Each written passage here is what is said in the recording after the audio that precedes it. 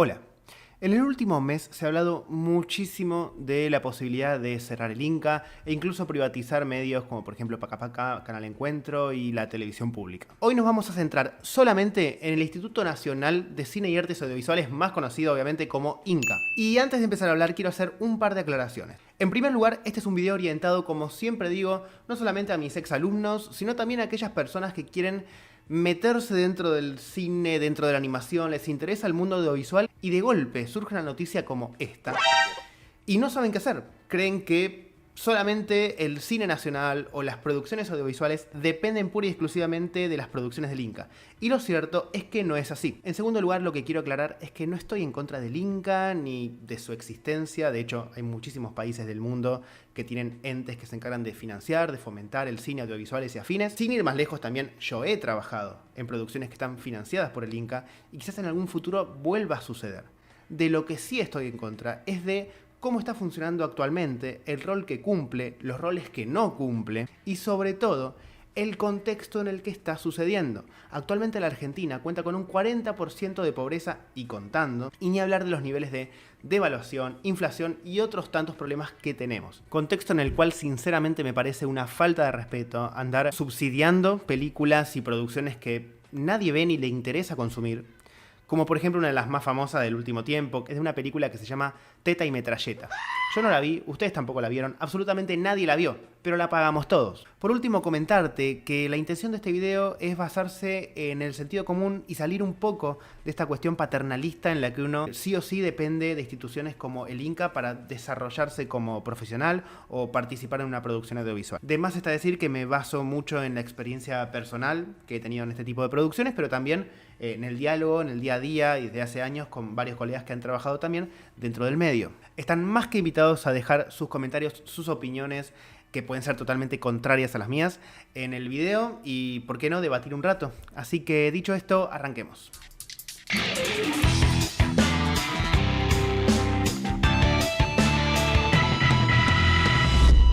Hay una premisa totalmente falsa de la que se parte para decir que si no existe el Inca no hay producciones audiovisuales nacionales, que es pensar estas producciones solamente como cine. Es decir, películas, cortometrajes, y generalmente se los piensa con actores reales. Y piensa en los actores que defienden el Inca. Que dicho sea de paso, es bastante fácil estar en ese lugar porque sos el que se lleva la mayor parte de la torta.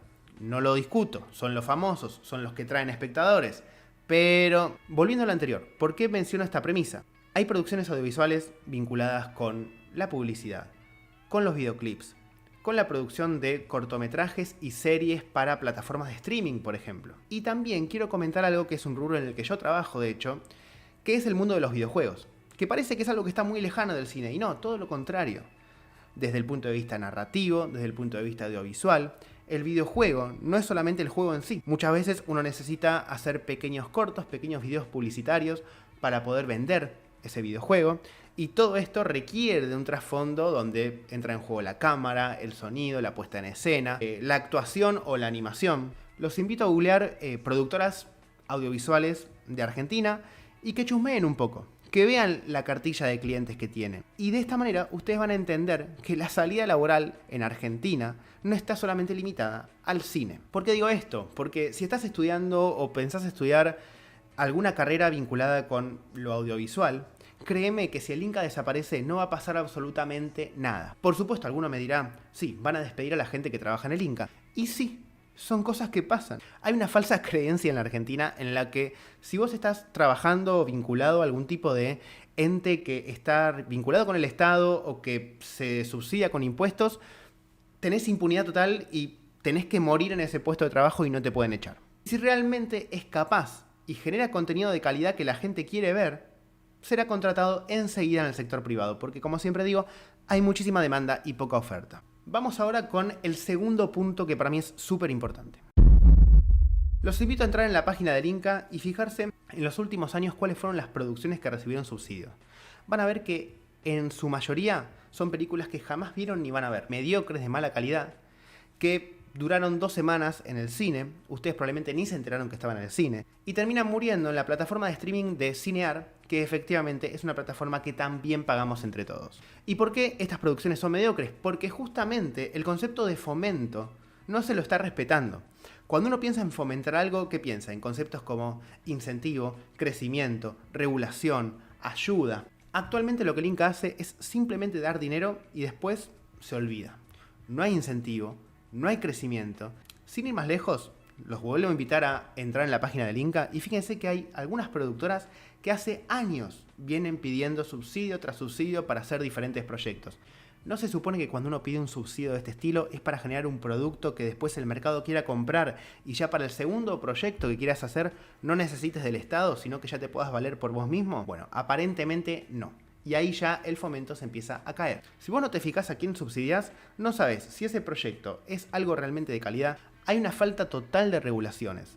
¿Por qué digo regulaciones? Porque cuando uno otorga un subsidio, tiene que hacer una evaluación previamente, que tiene que ver con la calidad del proyecto, en qué instancias se encuentra ese proyecto, si esa película o ese corto es de interés general, o si no lo va a ver ni el loro. Por todo esto es que hay muchísimas producciones mediocres. Y no nos olvidemos un tema que es muy importante, sobre el cual no voy a profundizar, pero no hay que dejar de mencionarlo, y es que hay una cierta preferencia para subsidiar aquellas producciones que tienen determinada ideología política que por lo general van con el gobierno de turno, de ideología más progresista. Hoy por hoy hay una agenda más vinculada incluso con el género o con los pueblos originarios, como que está bien visto subsidiar ese tipo de proyectos. No digo que esté mal, lo que digo es que cuando la mayoría de los proyectos que subsidias tienen esta temática, y que encima es una temática que la gente no va a ver al cine, porque los números lo dicen, los invito a volver a entrar una vez más a la página del Inca, y ver que la gente no va a ver estas películas. Cuando esto no funciona, claramente hay que encarar por otro lado, el mercado está yendo por otro lado. Paren porque ya me la veo venir. Alguno me va a decir, che, pero hay muchísimas películas reconocidas e incluso que han ganado el Oscar que fueron financiadas o con el apoyo del Inca. Por supuesto que sí, no estoy diciendo lo contrario. Lo que digo es, si el Inca el día de mañana se cierra, ¿ustedes realmente creen que no va a haber entes privados como Amazon, Netflix, HBO? Sé que estoy repetitivo con estas empresas, pero son las que al final del día ponen plata para hacer producciones audiovisuales.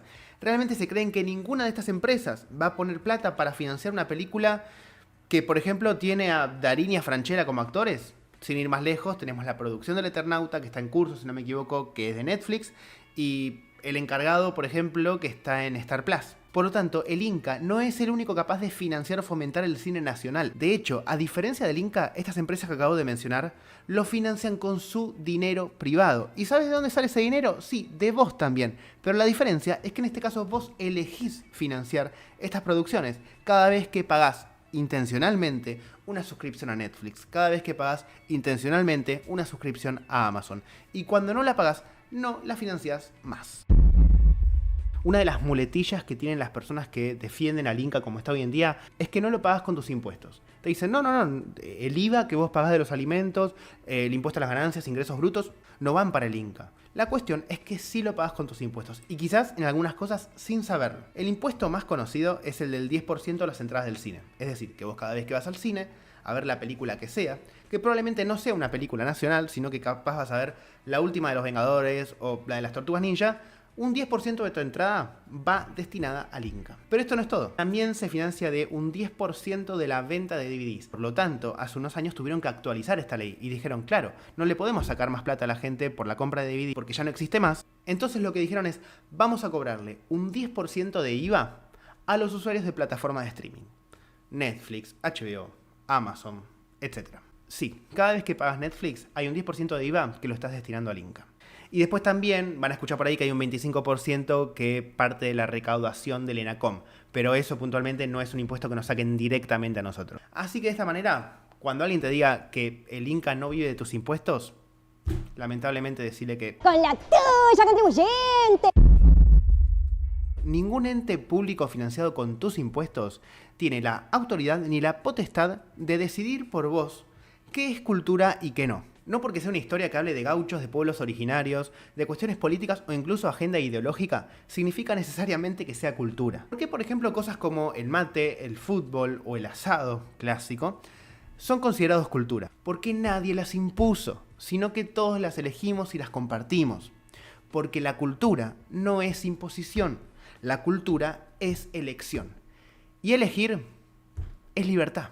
Y hasta acá llegamos con el video del día de hoy. Agradecer especialmente a colegas y amigos que me ayudaron a generar el contenido y pensar el contenido para el video.